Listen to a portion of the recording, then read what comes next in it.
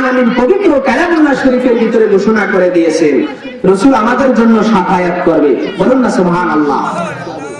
وعن أبي هريرة رضي الله تعالى عنه قال قال رسول الله صلى الله عليه وسلم يشفع إلى يوم القيامة ثلاثا الأنبياء ثم العلماء ثم الشهداء প্রখ্যাত সাহাবী অধিক হাদিস বর্ণনাকারী সাহাবী আল্লাহর নবীর সাহাবী হযরত আবু হুরায়রা রাদিয়াল্লাহু তাআলা আনহু থেকে হাদিস খানা বর্ণিত রাসূলুল্লাহ সাল্লাল্লাহু আলাইহি ওয়াসাল্লাম ইরশাদ করেছেন ইয়াশফাউ ইলা ইয়াউমিল কিয়ামাহ কিয়ামতের সেই কঠিন ময়দানে যেদিন সূর্য থাকবে মাথার উপরে সূর্যের পর্যন্ত প্রখর তাপের কারণে গুনাহগার বান্দার মাথার মস্তকগুলো টকবক টকবক করে ফাটতে থাকবে।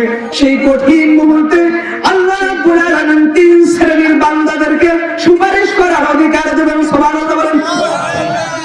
প্রথম নাম্বার হচ্ছে আল আম্বিয়া, নবীগণ, সমস্ত নবীদের নবী, দো জাহানের নবী, কুল কায়নাতের নবী, নূরুন আলা নূর নবী, হাবিবেনা, শফিয়েনা, ইমামেনা, কুদওয়াতেনা, মুরশিদেনা জনাবে মুহাম্মদুর রাসূলুল্লাহ সাল্লাল্লাহু আলাইহি ওয়াসাল্লাম আমাদেরকে সেই কঠিন মুহূর্তে শাফায়াত করবে।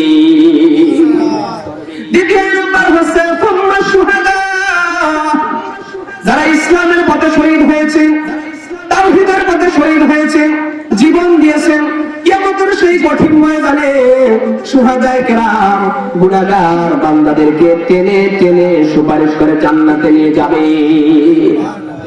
তৃতীয় নাম্বার হচ্ছে সুম্মাল উলামা,